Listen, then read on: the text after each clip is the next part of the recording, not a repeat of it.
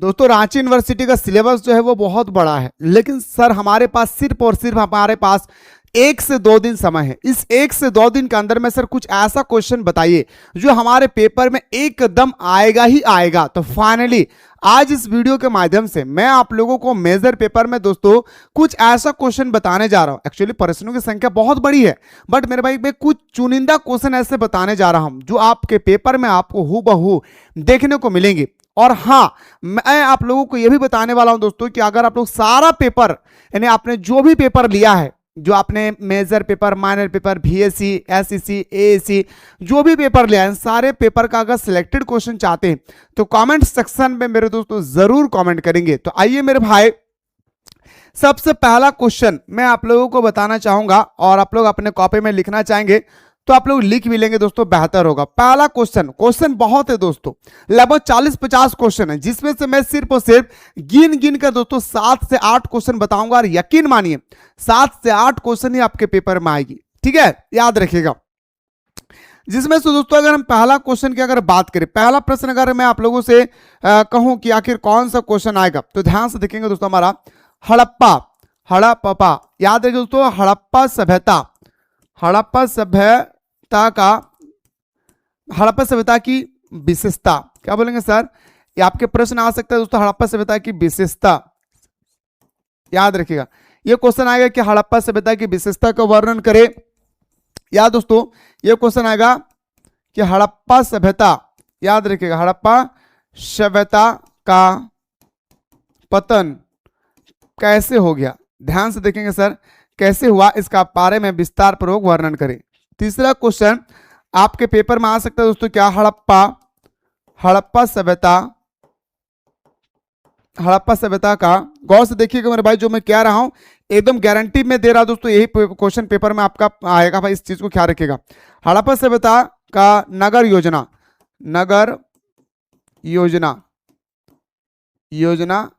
के बारे में वर्णन करें। यानी मैं बोल सकता मेरे भाई कि हड़प्पा सभ्यता के बारे में क्वेश्चन आएगा।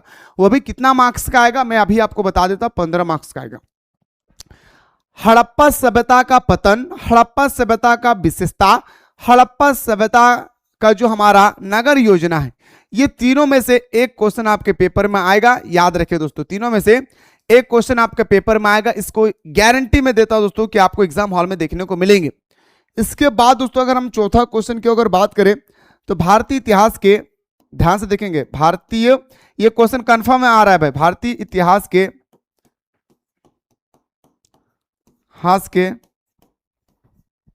पुरातात्विक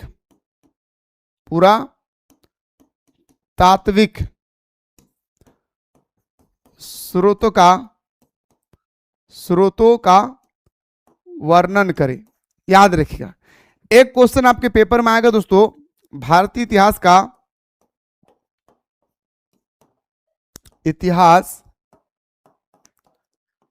के साहित्यिक स्रोत। याद रखें भाई, क्या बोलेंगे सर, साहित्यिक स्रोतों के बारे में वर्णन करें। ये दो क्वेश्चन में से एक क्वेश्चन कंफर्म है कि आएगा। और आंसर कैसे लिखना है, वीडियो के एंड तक बने रहें, मैं आपको बताऊंगा दोस्तों कि आखिर आपको आंसर कैसे लिखना है। बचा हुआ जो आपका घंटा है, इस घंटे में आपको आंसर कैसे लिखना है ये भी मैं आपको बताऊंगा, थोड़ा सा पेशेंस रखिए। तो मेरे भाई भारतीय इतिहास के पुरातात्विक स्रोत और भारतीय इतिहास के साहित्यिक स्रोत के बारे में मैंने आप लोगों को बताया कि ये क्वेश्चन आप लोगों को याद रखना है। ये आपका 5वां नंबर का क्वेश्चन है, ठीक है सर। अब आते हैं दोस्तों अगला क्वेश्चन पे। अगला क्वेश्चन आता है दोस्तों क्वेश्चन नंबर 6। क्वेश्चन नंबर अगर हम लोग 6 की बात करें सर, क्वेश्चन नंबर 6 में आएगा दोस्तों आपका, ध्यान से देखेंगे सर, क्वेश्चन नंबर 6 में थोड़ा सा पेशेंस रखिए मेरे भाई, सब कुछ मैं बताऊंगा, टेंशन मत लीजिए सर। क्वेश्चन नंबर 6 क्योंकि थोड़ा सा एनालाइज करने में थोड़ा सा दिक्कत होती है मेरे भाई, ठीक है, और जो बताऊंगा वही आएगा, इसको याद रखिएगा। हाँ, क्वेश्चन लिखिए दोस्तों अगला 6 में, पूरा पाषाण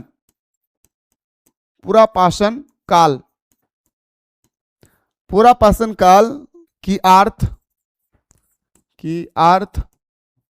याद रखिएगा, पूरा पाषाण काल की अर्थ और विशेष विशेषताएं का विस्तार पूर्वक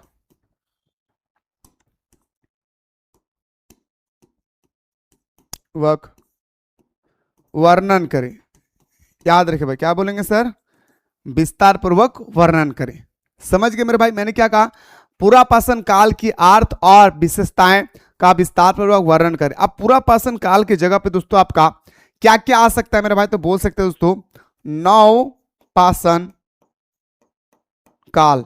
याद रखिए दोस्तों, नव पाषाण काल भी दोस्तों आपके पेपर में आ सकता है। सर क्या बोलेंगे सर? नव पाषाण काल भी दोस्तों आपके पेपर में आ सकता है। जितना क्वेश्चन बता रहा हूं सिलेक्टेड है, इससे बाहर नहीं आएगा।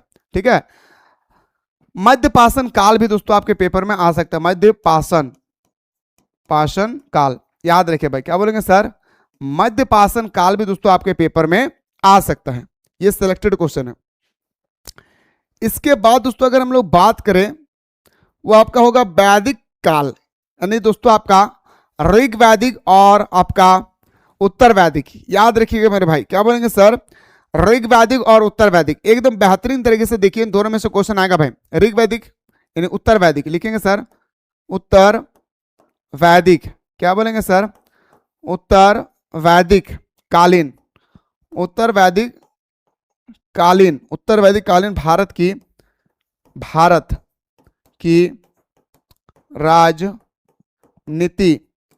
राजनीतिक सामाजिक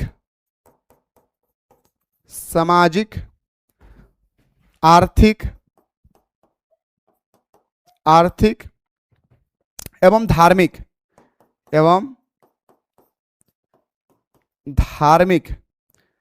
अब विशेषताओं का वर्णन करें। विशेषताओं का वर्णन करें। याद रखिएगा सर। समझ गए? समझ रहे मेरे बातों को? मैंने क्या कहा?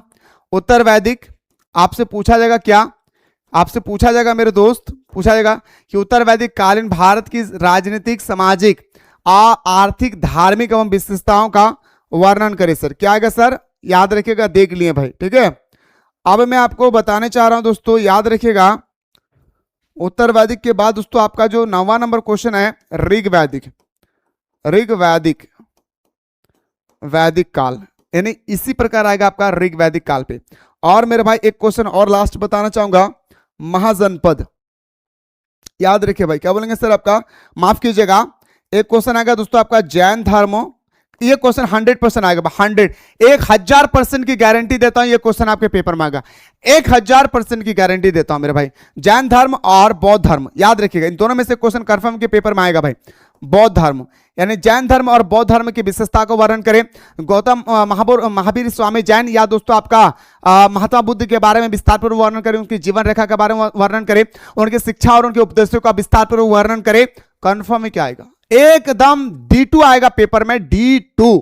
याद रखिएगा दोस्तों। ठीक है। और लास्ट क्वेश्चन मेरे भाई मैं आपको बताना चाहूंगा, लास्ट क्वेश्चन यहां पे लिखूंगा 11 नंबर क्वेश्चन। याद रखिए, क्वेश्चन बहुत है बट मैं दोस्तों बताऊंगा नहीं। लास्ट क्वेश्चन दोस्तों आपका आएगा क्या? महाजनपद के बारे में। महाजनपद, याद रखिए दोस्तों। लास्ट क्वेश्चन क्या बताएंगे सर? महाजनपद के बारे में बताएंगे दोस्तों। एक्चुअली बहुत सारा और प्रश्न है बट मैं इसके अलावा एक भी क्वेश्चन नहीं दूंगा। इतने यहां पे मेरे भाई हड़प्पा सभ्यता की विशेषता, हड़प्पा सभ्यता का पतन, हड़प्पा सभ्यता का नगर योजना, या आप यहां पे बोल सकते हो दोस्तों कि हड़प्पा सभ्यता के विस्तार के बारे में वर्णन करें। आप ये भी बोल सकते हैं। भारतीय इतिहास के पुरातात्विक स्रोत, साहित्यिक स्रोत हो गया। इसके बाद पुरापाषाण काल की अर्थव्यवस्था, विशेषता, इसी तरह से पुरापाषाण काल, नवपाषाण काल, मध्यपाषाण काल। इसके बाद हमारा उत्तरकालीन भारत में उत्तर वैदिक और ऋग वैदिक, उत्तर वैदिक और ऋग वैदिक, ये दोनों में से एक क्वेश्चन कंफर्म है क्या आएगा? कंफर्म है, कंफर्म है, कंफर्म है। इसके बाद दोस्तों आपका जैन धर्म और बौद्ध धर्म कंफर्म है दोस्तों कि जैन धर्म और बौद्ध धर्म कंफर्म है कि आपके पेपर में आएगा, आएगा, आएगा। इसके बाद आता है दोस्तों क्या? आपका महाजनपद। महाजनपद आपके पेपर में आएगा, आएगा, आएगा। याद रखिएगा, ये आपका रहा दोस्तों आज का सिलेक्टेड क्वेश्चन। अब सबसे इंपॉर्टेंट बात बन रही है सर, इसका उत्तर आप जल्दी से दिखा दीजिए। तो दोस्तों इसका उत्तर देखने के लिए आपको प्ले स्टोर जाना होगा। क्या करना होगा दोस्तों? आपको उत्तर देखने के लिए प्ले स्टोर में जाना होगा, मिसाइल क्लासेस के एप्लीकेशन को डाउनलोड करना होगा। ठीक है।